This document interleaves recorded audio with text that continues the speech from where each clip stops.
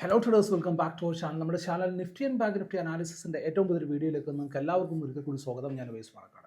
So എങ്ങനെ ഉണ്ടായിരുന്നു ഇന്നത്തെ കഴിഞ്ഞ ദിവസത്തെ മാർക്കറ്റ്? മാർക്കറ്റ് വന്ന് പ്രോപ്പറായിട്ടൊരു ട്രേഡോ കാര്യങ്ങളോ ഒന്നും തരാത്ത കിട്ടിയിട്ടില്ല എന്നല്ല ഞാൻ പറയുന്നത്. ഞാൻ കഴിഞ്ഞ ദിവസം പറഞ്ഞ ലെവൽസിൻ്റെ മുകളിൽ പ്രോപ്പറായിട്ടൊരു ട്രേഡ് വന്നിട്ടുണ്ടായിരുന്നു. ഞാൻ ക്ലിയർ ആയിട്ട് അപ്ഡേറ്റ് ചെയ്തിട്ടുണ്ടായിരുന്നു. ഒരൊറ്റ ട്രേഡിന് വേണ്ടിയിട്ട് ട്രൈ ചെയ്യുക ഈ ഒരു ലെവലിൻ്റെ ഉള്ളിലായിട്ട്, അതല്ലാന്നുണ്ടെങ്കിൽ ട്രേഡ് ഇല്ല എന്ന് പറഞ്ഞിട്ട് മാറി നിൽക്കുക എന്നുള്ളത്. നമ്മൾ പറഞ്ഞ ഒരു ലെവലിൻ്റെ മുകളിലായിട്ട് ചെറിയൊരു ട്രേഡ് വന്നിട്ടുണ്ട്, ചെറിയൊരു പ്രോഫിറ്റിൻ്റെ ഭാഗത്തേക്കൊക്കെ അത് പോയിട്ടുണ്ട്. ബട്ട് ക്ലിയർ ആയിട്ടുള്ളൊരു പിക്ചർ നമുക്ക് കിട്ടുന്നില്ല എന്നുള്ളതാണ് റിയാലിറ്റി. ആൻഡ് ആ ക്ലിയർ പിക്ചർ ഇനി കിട്ടണം എന്നുണ്ടെന്നുണ്ടെങ്കിൽ what I am feeling is ഏകദേശം നമ്മുടെ 24,050 എന്നുള്ള ലെവലിനും അതുപോലെ തന്നെ 23,500 താഴെ വന്നാൽ, 23,500 താഴെ ആകുമ്പോൾ നമുക്ക് ട്രെൻഡിന് കൂടി ഉണ്ട്. നമ്മൾ കഴിഞ്ഞ വീക്ക്ലി അനാലിസിലൊക്കെ നോക്കിയിട്ടുള്ളതാണ്. ആ ഒരു ലെവലിൻ്റെ ഒക്കെ ആയിട്ട് താഴെ വന്നാൽ മാത്രമേ നമുക്കൊരു ക്ലിയർ കട്ട് ട്രേഡ് ഇനി ഈ ചാർട്ടിൽ വരാൻ സാധ്യതയുള്ളൂ എന്നുള്ളതാണ്. സോ ഈ ഒരു 500 പോയിന്റിൻ്റെ ഉള്ളിൽ ക്വാണ്ടിറ്റിയിൽ മാക്സിമം നമ്മൾ അഡ്ജസ്റ്റ് ചെയ്തുകൊണ്ട് മാത്രമേ ചെയ്യാൻ പറ്റുകയുള്ളൂ എന്നുള്ളതാണ്. എഗെയിൻ കഴിഞ്ഞ ദിവസം മുതൽ നിഫ്റ്റിയുടെ ലോട്ട് സൈസ് കൂടിയിട്ടുണ്ട്. നിഫ്റ്റിയുടെ ലോട്ട് സൈസ് വന്നിട്ട് ഏകദേശം 75 വന്നിട്ടുണ്ട്.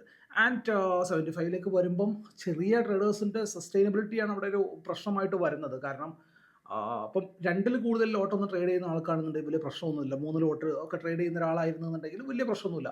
ബട്ട് ഒരൊറ്റ ക്വാണ്ടിറ്റിയിൽ പ്രാക്ടീസ് ചെയ്യുന്ന ഒരാളെ സംബന്ധിച്ച് അതൊരു പ്രശ്നം തന്നെയാണ്. നമ്മളെടുക്കുന്ന SLകൾ എന്ന് പറയുന്നത് വലുതായി മാറാനുള്ള സാധ്യതയുണ്ട്. ഡോണ്ട് വറി, അങ്ങനെയുള്ള പ്രശ്നങ്ങളൊക്കെ ഫേസ് ചെയ്യുന്നുണ്ടെന്നുണ്ടെങ്കിൽ നിങ്ങൾ താഴെ ഒന്ന് കമൻറ്റായിട്ട് രേഖപ്പെടുത്തിയാൽ മതി. അടുത്ത ആഴ്ച തന്നെ നമ്മൾ പ്രോപ്പറായിട്ട് എഡ്യൂക്കേഷണൽ വീഡിയോ ഫോർ സ്റ്റോക്സ് ഞാൻ എന്തായാലും ചെയ്യുന്നതായിരിക്കും.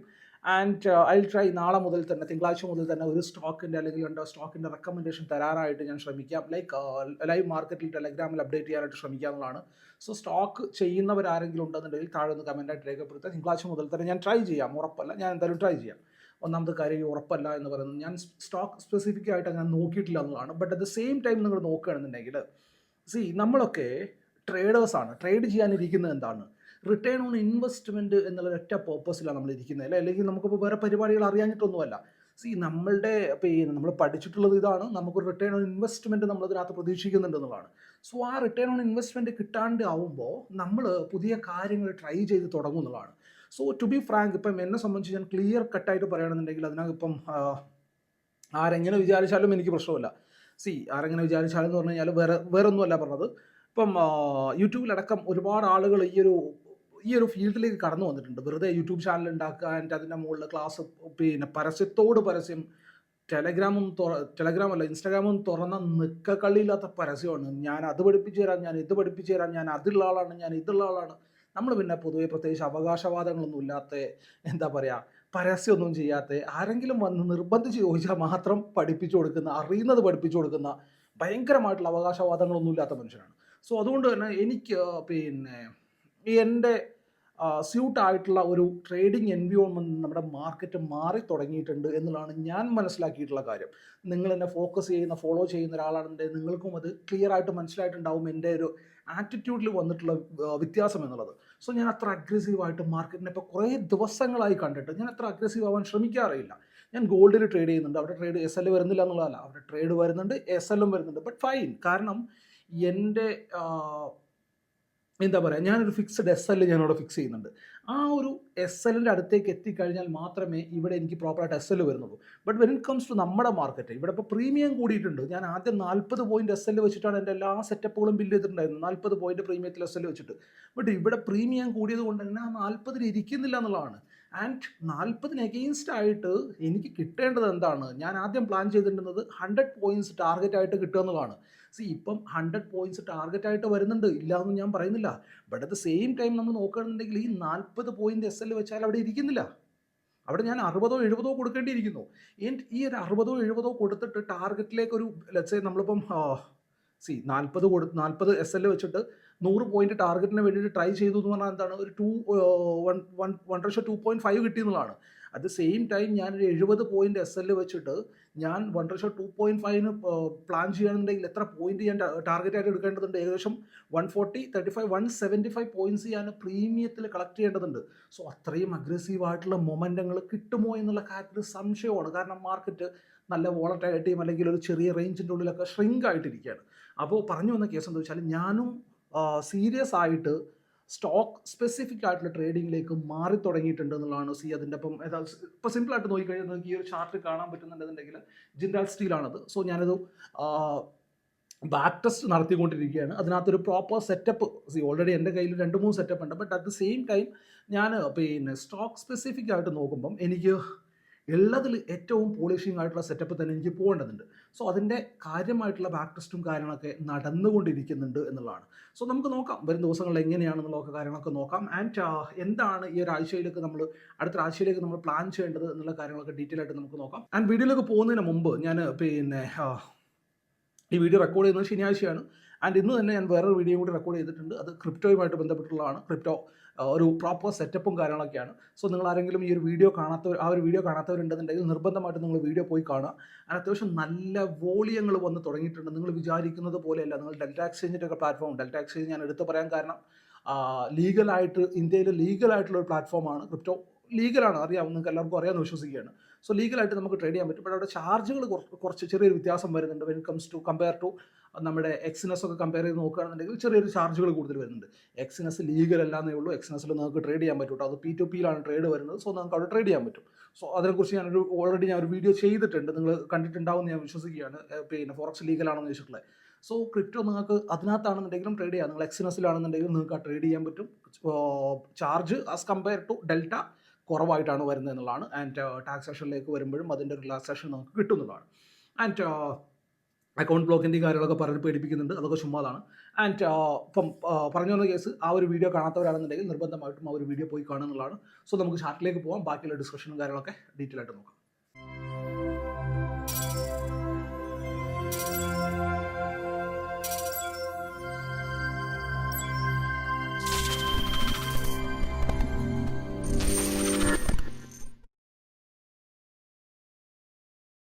ഓക്കെ, ഞാനിപ്പോൾ ഉള്ളത് നിഫ്റ്റിയുടെ ഡെയിലി ടൈം ഫ്രെയിം ചാർട്ടിലാണ്. നിഫ്റ്റി ബാങ്കിൻ്റെ ഡെയിലി ടൈം ഫ്രെയിം ചാർട്ടിലാണ്. നിഫ്റ്റി ബാങ്കിൻ്റെ ഡെയിലി ടൈം ഫ്രെയിം ചാർട്ടിൽ നോക്കുകയാണെന്നുണ്ടെങ്കിൽ ഇവിടെ ഒരു ട്രെൻഡ് ലൈൻ നിങ്ങൾ എന്തായാലും പ്ലേസ് ചെയ്യുക.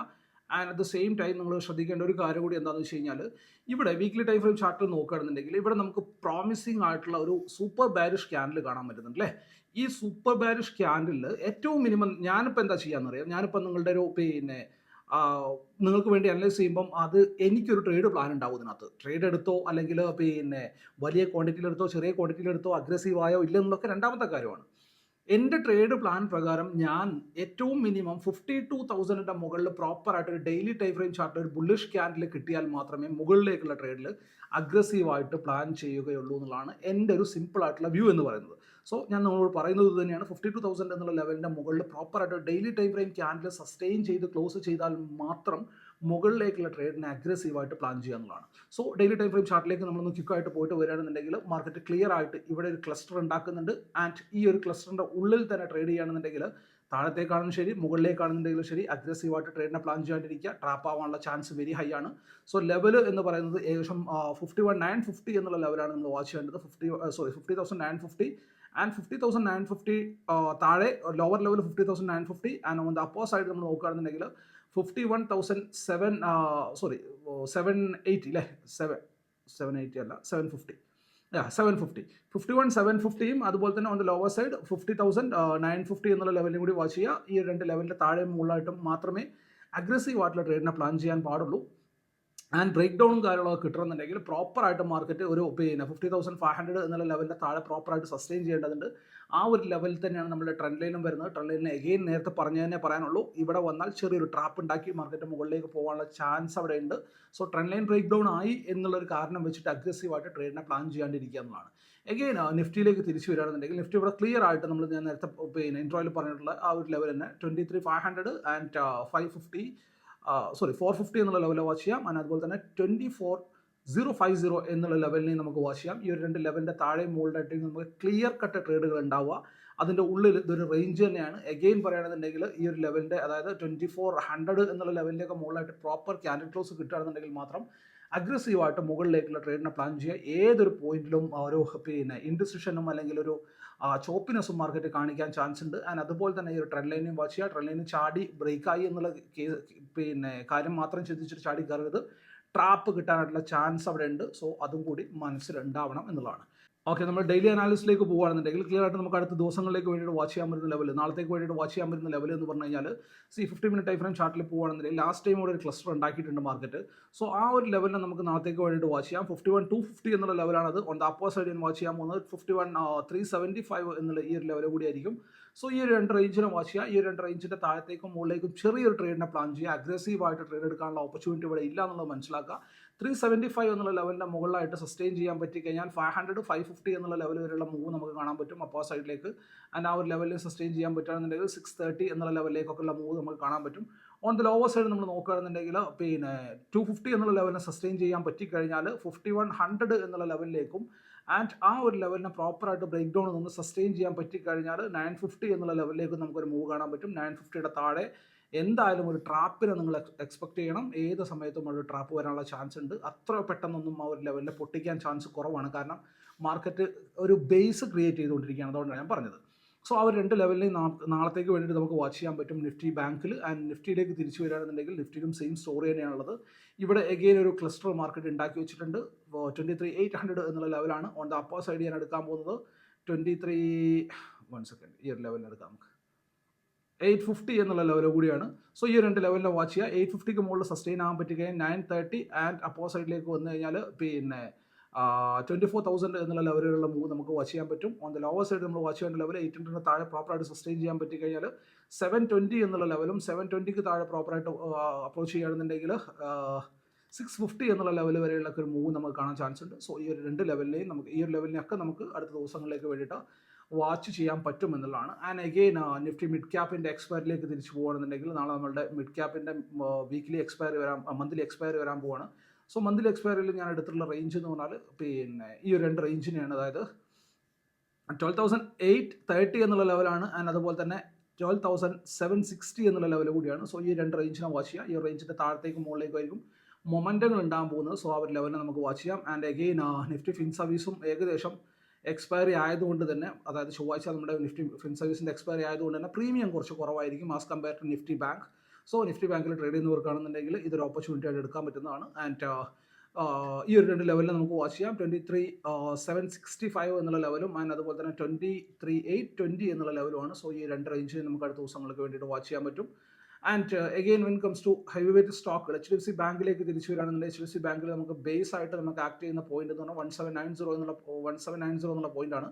ആ ഒരു ലെവലിൻ്റെ മുകളിലാണ് മാർക്കറ്റ് നിൽക്കുന്നതെന്നുണ്ടെങ്കിൽ അത്ര നെഗറ്റീവ് അതിനകത്ത് ചാർട്ടിൽ പ്രതീക്ഷിക്കാണ്ടിരിക്കുക എന്നുള്ളതാണ്. എഗെയിൻ 1300 എന്നുള്ള ലെവലിൽ നമുക്ക് ICICI ബാങ്കിൽ വാച്ച് ചെയ്യാം. ആ ഒരു ലെവലിൻ്റെ മുകളിൽ നിൽക്കുകയാണെന്നുണ്ടെങ്കിൽ ഒരു സൈഡ് വേസ് ടു ബുള്ളിഷ് എന്നുള്ള കൺസെപ്റ്റ് തന്നെ കാണേണ്ടതുണ്ട്. ആൻഡ് അഗെയിൻ കൊട്ടക് മഹീന്ദ്ര ബാങ്കിലേക്ക് തിരിച്ചു വരികയാണെന്നുണ്ടെങ്കിൽ 1755 എന്നുള്ള ലെവലിനെ വാച്ച് ചെയ്യാം. 1755 താഴെ വന്നാൽ ചെറിയ വീക്ക്നസ് അവിടെ ഉണ്ടാവാൻ ചാൻസ് ഉണ്ട്. ആക്സിസ് ബാങ്കിലേക്ക് വരികയാണെന്നുണ്ടെങ്കിൽ ബേസ് ആയിട്ട് നമ്മൾ വാച്ച് ചെയ്യേണ്ടത് 1075 എന്നുള്ള ലെവലാണ്. ആ ഒരു ലെവലിൻ്റെ താഴെ വന്നാൽ ചെറിയ വീക്ക്നസ് അവിടെ ഉണ്ടാവാൻ ചാൻസ് ഉണ്ട്. ആൻഡ് അഗെയിൻ ഇൻഫിയിലേക്ക് തിരിച്ചു വരികയാണെന്നുണ്ടെങ്കിൽ അപ്പോ സൈഡിൽ 1920 എന്നുള്ള 1920 എന്നുള്ള ലെവലിനെ വാച്ച് ചെയ്യുക. അതൊരു ബ്രേക്ക് ഔട്ട് ലെവലാണ്. ഓൺ ദ ലോവർ സൈഡിൽ നമ്മൾ നോക്കേണ്ട ലെവൽ എന്ന് പറഞ്ഞു കഴിഞ്ഞാൽ ബേസ് ആയിട്ട് ഇപ്പോൾ ആക്ട് ചെയ്തുകൊണ്ടിരിക്കുന്നത് 1903 എന്നുള്ള ലെവലാണ്. 1903 താഴെ വന്നാലും 1900 ഒരു ചെറിയ ട്രാപ്പ് ഉണ്ടാവാൻ ചാൻസ് ഉണ്ട്. TCS വരികയാണെന്നുണ്ടെങ്കിൽ മേജർ ലെവലായിട്ട് 4150 എന്നുള്ള ലെവലിൽ നമുക്ക് വാച്ച് ചെയ്യാം. ആൻഡ് ഓൺ ദ അപ്പോ സൈഡ് നമ്മൾ വാച്ച് ചെയ്യേണ്ട ലെവൽ എന്ന് പറഞ്ഞു കഴിഞ്ഞാൽ നത്തിങ് ബട്ട് ഈ ഒരു ലെവലാണ്. 4180 എന്നുള്ള ലെവലാണ്. റിലയൻസിലേക്ക് വരികയാണെന്നുണ്ടെങ്കിൽ അടുത്ത ദിവസത്തേക്ക് നമുക്ക് വാച്ച് ചെയ്യേണ്ട ലെവൽ എന്ന് പറഞ്ഞു കഴിഞ്ഞാൽ നത്തിങ് ബ്രേക്ക് ഔട്ട് ലെവലാണെന്നുണ്ടെങ്കിൽ ഏകദേശം ഈ ഒരു ലെവലിൻ്റെ മുകളിലേക്ക് മാർക്കറ്റ് അപ്രോച്ച് ചെയ്യേണ്ടതുണ്ട്. 1228 എന്നുള്ള ലെവലിൻ്റെ ആ ഒരു ലെവലിൻ്റെ മുകളിൽ വന്നാൽ ചെറിയൊരു ഓപ്പോസിറ്റിലേക്കുള്ള മൂവ് നമുക്ക് എഗെയിൻ കാണാൻ പറ്റും എന്നുള്ളതാണ്. സോ അനാലിസും കാര്യങ്ങളൊക്കെ നിങ്ങൾക്ക് എല്ലാവർക്കും വ്യക്തമായിട്ട് മനസ്സിലായിട്ടുണ്ട് എന്ന് ഞാൻ വിശ്വസിക്കുകയാണ്. വീഡിയോ നിങ്ങൾക്ക് യൂസ്ഫുൾ ആയിട്ടുണ്ടെന്ന് വിശ്വസിക്കുകയാണ്. വീഡിയോ യൂസ്ഫുൾ ആയിട്ടുണ്ട്, ഇതിൻ്റെ വീഡിയോ മറക്കാതെ ലൈക്ക് ചെയ്യുക, എന്നുള്ള അഭിപ്രായങ്ങളും നിർദ്ദേശങ്ങളും താഴെ കമൻറ്റ് ബോക്സിൽ രേഖപ്പെടുത്തുക. അപ്പോൾ ഇതുപോലെയുള്ള യൂസ്ഫുൾ ആയിട്ടുള്ള വീഡിയോസുമായിട്ട് അടുത്ത ദിവസങ്ങൾ വീണ്ടും കാണാം. ബൈ.